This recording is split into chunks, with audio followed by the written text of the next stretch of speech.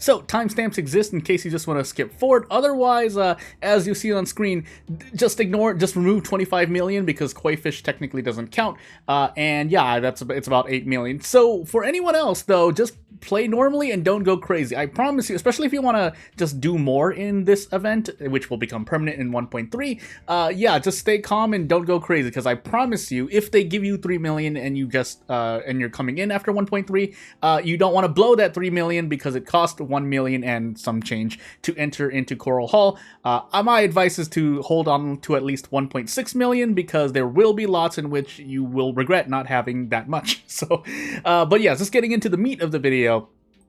Yeah, koi fish. This came through luck, and my case is as it is. I don't actually remember how much it is. Yeah, 22,000-ish per hour. And if I wanted to try and look cool, I could just hold on to this display for like as long as possible. But I think I'm just going to collect, because why not? In fact, I even have parts of the case. So I guess your small tip, just for base knowledge, just try to keep reds unless you are using the safety fund. The safety fund is usually a strat for when you have pretty much less than like 5 million or anything below. But really, if you have less than like 10 to 20 million, you should just be storing everything that's red in your warehouse.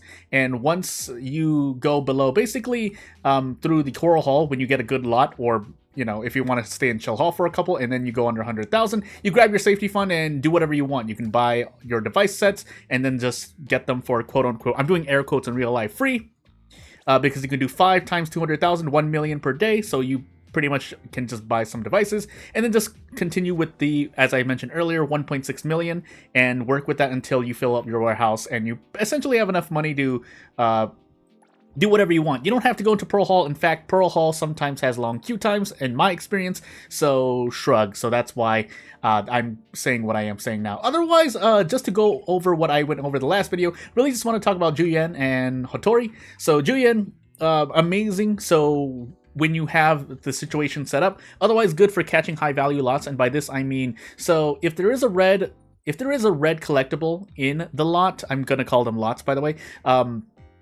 then she'll reveal it. If there is only one, then it can get a little bit confusing, but you're pretty much never going to rug pull her. In my definition of that means you'll get bidders who try to bet high, make you bet high, and then they go low. Jiuyuan really stops that most of the time, because again, she'll always see a silhouette of a red rarity, if you know there is one in there. You usually want to pair her up with the other rarity devices if you have them. And if you get unlucky, you get unlucky. But that's true for all assistants and just bidding in general. So, and I'll give you a more exact strat. So say you are using, well, I'll use the general purpose one. Say you use the general purpose device set, you're using Jiuyuan, and she reveals a 3x3. So if you look at a 3x3, and again, a lot of this comes with knowledge, but just to go really quickly, if you get a 3x3, Jiuyuan will show you something like this. What ends up happening is that you don't know actually if there is a red. It could be a gold. However, you can use logic to figure it out. One of them being, say you use the general purpose set, and then you reveal rarities. If this reveals another rarity collectible that's red, then you therefore know that the collectible that Jiuyuan revealed at round 1 is a red as well. Similarly speaking, if you see, say, if you reveal a shape, let's see if I can find one that doesn't have a gold in its shape, but it has a red or a purple, then like this, then if you ever see a gold, then you know that it's red. These are the basically 2 takeaways if you want to just bid with Jiuyuan as an assistant a lot. Again, let me repeat that. If you see a 3x2 like this, and you don't know, again, it could be red, purple, or blue, but you eventually reveal a gold rarity somewhere in the lot, or the game reveals it for you, then you know it's red, because she will always reveal the highest rarity at the start of the auction. Now that being said, I think the one below is the one that can confuse some people. So you just reveal a rarity and silhouette of one random collectible. It doesn't need to be the highest rarity, it could be low rarity, or it could be another red. You never know, right? So, and again, it'll depend on what you see, but it is going to be the rarity and silhouette, and that is nice as well to have over the rounds. Moving on to Hotori, which, as you notice, I've finally been playing her the most of. So I finally understand Hotori's effect, and should be like it should be kind of just self-explanatory, but for some reason I didn't understand it at the time. I didn't play a lot of Hotori, but just immediately she reveals the silhouette of collectibles of an unknown type. This is kind of worded odd. So what actually happens is that she reveals, say, she picks one type, and so type meaning exactly what it says here, what my mouse is at. Say she reveals antiques, she'll reveal the silhouette of antiques. So I don't know if it's all antiques. I think you would see more, but she does reveal a whole bunch of them. So it can be like 3 or 6, and if they appear, then you know that they're antiques. In fact, when you click, say this is the lot, I could go into one, I'll go into a round right after this, at the end of the video here, but say she reveals a 4x1 here, you won't know what it is, you'll just see the silhouette, but you will, when you click on it, it'll bring up the same menu, and it'll also highlight this, and it'll also show things like this, so she'll show something exactly like this, and you'll know that it's one of these collectibles seen on screen. You don't know which one it is, but this can result in kind of not checkmate situations, but good information situations where, say, you get, it's a low collectible antique like this. Where's one that's more obvious? So you can see if she reveals a 3x3, you really want to be clicking on the collectibles, even though they're silhouettes, as Hotori, especially if she highlights them. If she highlights them, then you know her effect is taking place. And if you click, say, on a 3x3 and it shows food, it will be this. In fact, I think the estimate updates to tell you that. So, but to get more, I guess, logical information, it behooves you well to click on silhouette collectibles as Hotori when she reveals them, because that way you'll know, you'll get more information basically. And then round 5, again, it's a nice little finisher. If you have known rarity, you get the silhouettes. I don't recall if it's the types though. I don't pay attention that often, because a lot of times with Hotori, I'm going for a quick round 1, round 2 closes. Well, not round 1 less, but usually round 2, sometimes round 4, so I don't reach round 5. And then just some review over the other assistants I know of. For the most part, with my previous video, pretty much explained them for the most part. There are some nuances, and I can't explain every situation because I actually don't play everyone else aside from Jiuyuan, Daffodil, and Hotori. So going over Daffodil again, I do believe you usually want to bring devices with her. If the game gives you information, that's fine, so be it. But you really want to bring them, because while knowing the total number is good, I've seen lots where it's like, oh, there are 16 collectibles. Oh, there are 28 collectibles. And then it's like 20 purples, 5 gold, and 150,000 red. And that can be painful. So if you don't bring devices, it gets a lot harder. Now, it is RNG in the end. I need to repeat that, but hey. Also, special mention goes to Hathor. I've seen too many people let Hathor go to round 5, and half the time it goes, it's okay, but most of the time, as opposed to other assistants, it ends really badly. Including if I'm playing Hathor and I reach round 5, I get more information. It's not perfect, but it really, really helps to see all the rarities. So, like, as I said in the previous video, Hathor, if she reaches round 5, better version than Daffodil, but obviously you have to reach round 5, and oftentimes I'm seeing that's not happening. So, shrug, right? But when it works, it works. When it doesn't, it doesn't. Last thing to note, I might as well repeat it again. If nothing else changes in 1.3, if these don't change, then just, I said, play normally. What I mean by play normally is, again, don't blow millions when you have no information. You could just get unlucky at times, but like 9 out of 10 times I see people bid, they're just going crazy. So when they go like, 2-3 million, sometimes it's warranted. I've seen them, but don't expect koi fish every time you see a 5x5. 5x5? 5x5. So, or 4x4, sorry.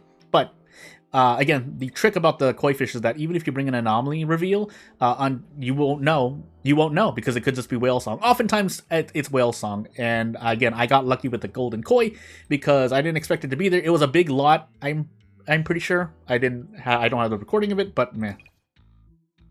So, yeah, they'll just do one. I could do a whole 2-hour stream at minimum of going gone, but we'll just do one here in celebration of over 1,000 bidding rounds, because boy oh boy. And I'll give you kind of the play-by-play, although again, keep in mind there is RNG, and the thing I'll add after that is bidders can just go crazy. You can get people who are trolling, you can get people who are trying to bid smart, you can get people who use devices, you can get people who use no devices, though usually they're using assistants like Cheese, Haniel to some extent, and even Jiuyuan, but I've seen some Hathors and Daffodils go crazy with no devices, and I'm just like, whoa. So it is surprising. Again, if you're playing those two, you're playing with pretty much no information aside from what the game gives you. So shrug, right? But As we get into this here, again, I'll let you know my mindset. I'm not going to get everything perfect. Again, my mind is not the most intelligent going through logic stuff. And basically, playing with more numbers makes you a lot better. And then immediately here, the chances do go up, but that does not guarantee that there are a bunch of gems. 68 slots for collectibles, so pretty much half this slot here. And we get a chance at reds, although I think I'm just going to immediately burn this. I usually, in this slot, I may not have, but yeah, if the lot is pushed up to the top, I often don't go for it. I wouldn't say to just leave or pass, but you definitely want to try. And in this case, people are already going, well, Haniel gets to go crazy. She could have seen a bunch of red silhouettes. Yeah, red silhouettes. I'm not sure, and no devices are used. Cheese and Haniel can get by with no devices. This Haniel, for this Hathor may just be using all of the gold shells that, well, actually no, you need 1 million. So I don't know what's happening there, but it is still important to note. Now, I think here I'm just going to put some pressure. So I'm just going to go high. Oftentimes people are not going to try to, rug pull you, so I'm just going to say like, what, 700,000? And if they go above, hey, again, if you haven't seen the rules and don't know what's going on, in round 2, if someone bets 1.6 times the next highest bid, they automatically take the lot. In round 3, it's 1.3. In round 4, it's 1.1. And then in round 5, it's whoever has the highest bid. But again, the name of the game is, well, it actually depends. But if you're trying to make money, usually playing around your estimate isn't a bad idea. Otherwise, after that, it's playing around with people's bids. Again, maybe this Hathor saw, or maybe this Haniel saw 3 or 4 red silhouettes, so I don't know what's actually happening. But I know for sure, again, because the public intel is the most trustworthy, yeah, that I know that this lot is at least worth 300,000. It's probably worth more than that, but just trying to be certain of what's going on. So we're going to reveal rarities. There is 1 red. I don't know if there are more reds. There could be a bunch more. As I mentioned in the previous video, there is an important piece of logic I want people to take away, if nothing else, and that's collectibles will always be connected by at least 1 vertical slot. Here, I think I'm just going to... No, I'm going to stay at 700,000. I have the shells to spare. I'll just keep pressuring like this. Trap 900,000, and then I'm going to push pretty much 1 mil this turn. And try to make this Haniel bet more, because I have no idea. I have no information aside from the red here. So...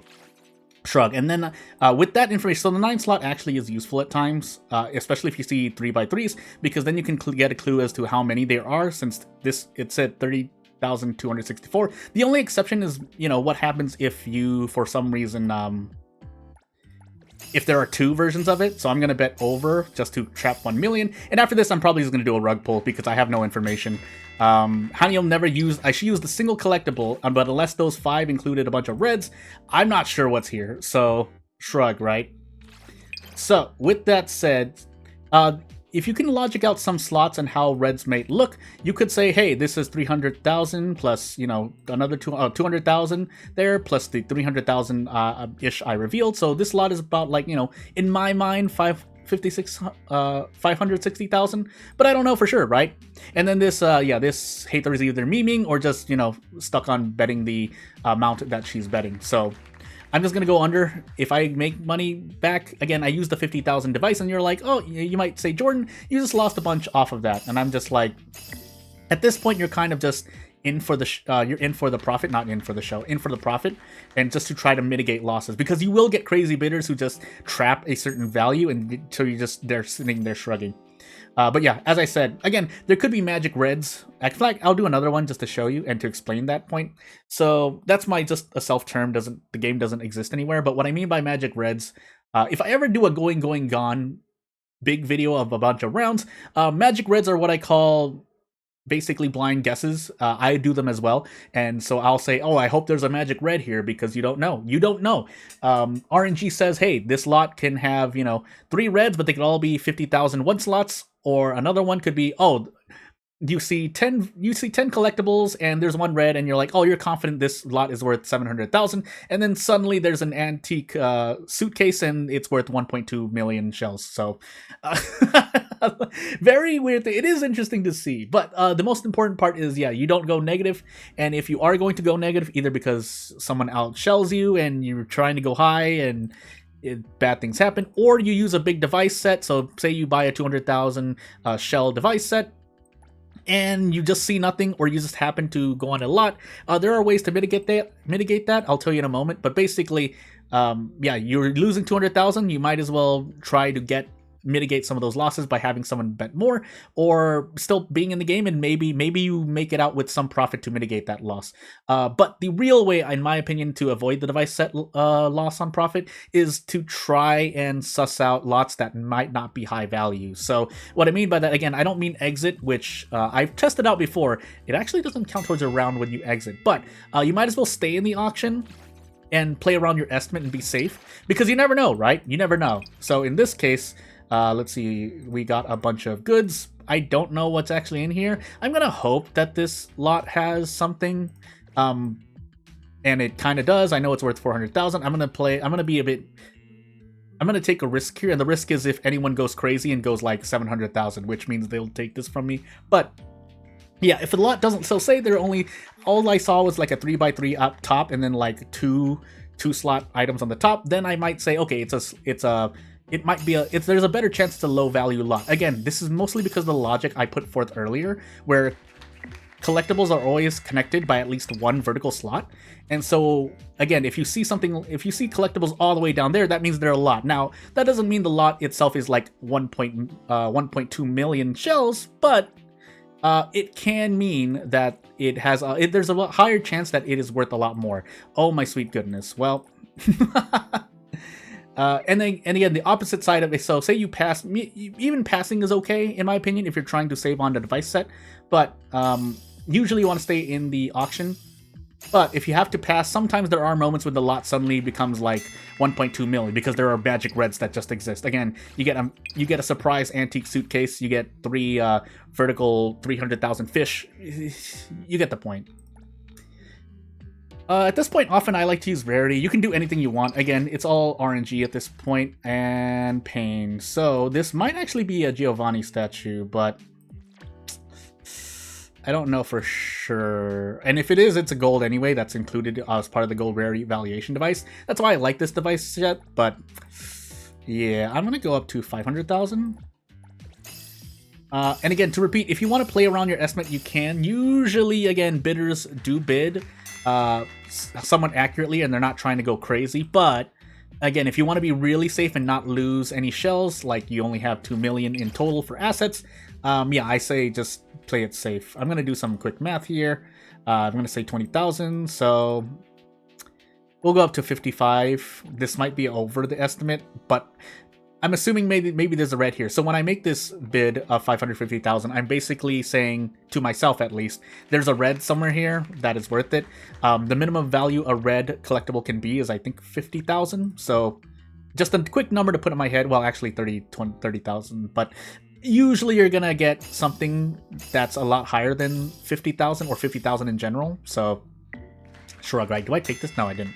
So yeah, if you tie with 1.1 in round 4, then it keeps going. But here again, I don't know if there's a single red here. I don't have any more rarity devices, so in this case, if there was a red, got unlucky, right? And that's gone.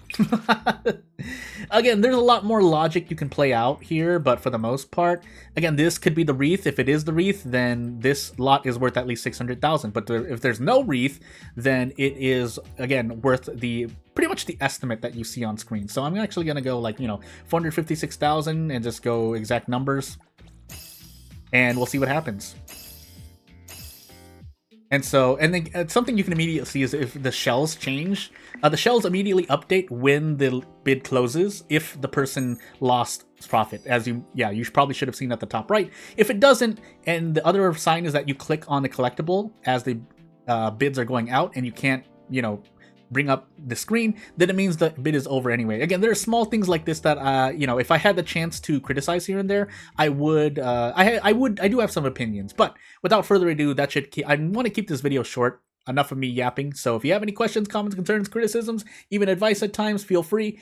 Otherwise, again, I have my koi fish. I could sell it, but I'm choosing not to because it looks so shiny in the case. But otherwise, pretty much every day I'm getting, because I think every collectible in the case is worth about a max. It ups the max possible saving of shells by 20,000 from what I've seen. So there's no point for me sitting there basically. But if I'm wrong, I'm wrong. And if they change things after 1.3, then they change things. But from what I've seen, again, basically, and because the max number of collectibles that can be in the case is 400,000. or sorry, 20, then that's where my little calculation came from. I don't think, do I have 20 here? So 11, 12, 13, 14, 15, 16, 17, 18, 19. Yeah, so I could put this gem in and basically up the max to 360,000, but because I'm pretty much claiming it on a regular basis, I don't really need to do that. So yeah, without further ado, in case you're curious about the golden koi statue, yeah, 4,500 per hour. So shrug, but yeah, without further ado, not really much else to say. Thank you for watching, and I'll see you later. Bye!